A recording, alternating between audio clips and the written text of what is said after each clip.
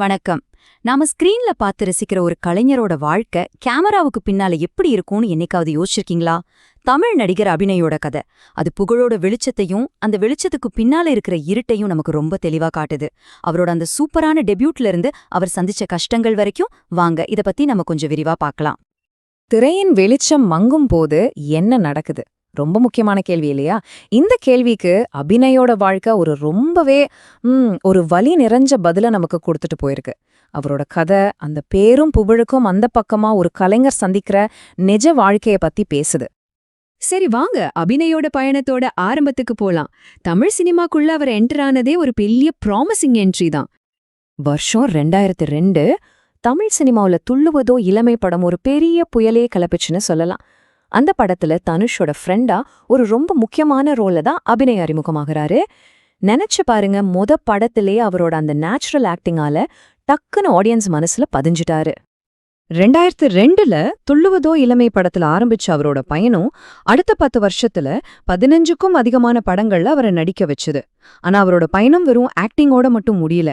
2012ல வந்த துப்பாக்கி படத்துல அவரு கொடுத்த ஒரு வாய்ஸ் ஓவர் அவரோட கரியர்ல ஒரு முக்கியமான டேர்னிங் பாயிண்ட்னே சொல்லலாம். ஆனா விஷயம் என்னன்னா, அபிநய நம்ம வெறும் ஒரு சப்போர்ட்டிங் ஆக்டரா மட்டும் பார்க்க முடியாது. அதை தாண்டி அவர் ஒரு மல்டி டேலண்டட் ஆர்டிஸ்ட். அவர் தன்னை ஒரே இடத்துல, அதாவது தமிழ் சினிமாக்குள்ள மட்டும் அடக்கிக்கல.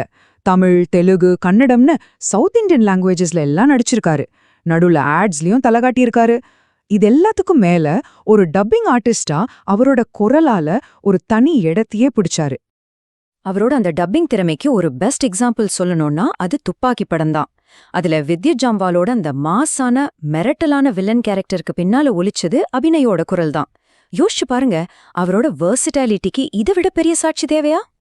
ஸ்கிரீன்ல எல்லாம் சக்சஸ்ஃபுல்லா தெரிஞ்சாலும் அபிநயோட நிஜ வாழ்க்கை ஒரு பெரிய போராட்டக் களமாவே மாறிடுச்சு. சொல்லப்போனா இதுதான் அவரோட வாழ்க்கையில ரொம்ப ரொம்ப சவாலான ஒரு காலகட்டம். திடீர்னு பார்த்தா அவருக்கு கல்லீரல் சம்பந்தமா ஒரு பெரிய நோய் வந்துடுச்சு. உடம்பு ரொம்ப மோசமாக ட்ரீட்மெண்ட்டுக்கு நிறைய பணம் தேவைப்பட்டுச்சு. பாருங்க, ஒரு காலத்துல ஸ்கிரீன்ல நாம பார்த்த ஒரு கலைஞர் தன்னோட சிகிச்சைக்காகவே வெளியில வந்து உதவி கேட்கிற ஒரு நிலைக்கு தள்ளப்பட்டார். அவர் உதவி கேட்டு வெளியிட்ட ஒரு வீடியோல சொன்ன இந்த வார்த்தைகள் கேட்ட எல்லாருமே ஒரு நிமிஷம் உலுக்கிருச்சு. இன்னும் 1.5 வருஷம்தான் வாழ முடியும்னு டாக்டர் சொல்லிட்டாங்க. இது அவர் சொன்னப்போ அது வெறும் ஒரு மனுஷனோட வலி மட்டுமில்ல, அது ஒரு கலைஞனோட கையிற நிலையா, ஒரு பெரிய உதவியற்ற தன்மையா நமக்கு தெரிஞ்சது. அவரோட இந்த உருக்கமான வேண்டுகோள் சினிமா இண்டஸ்ட்ரிக்குள்ள ஒரு பெரிய தாக்கத்தை ஏற்படுத்துச்சு.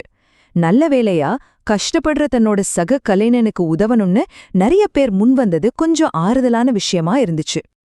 குறிப்பா சொல்லணும்னா, அவரோட படத்துல கூட நடிச்ச தனுஷ் உடனடியா 5 லட்சம் ரூபாய் கொடுத்து உதவினார்.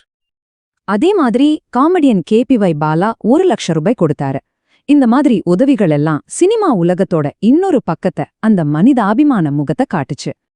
ஆனா இவ்ளோ உதவிகள், இவ்ளோ போராட்டங்கள் இதெல்லாம் இருந்தும் விதி அவருக்கு வேறொரு முடிவை எழுதி வச்சிருந்துச்சு.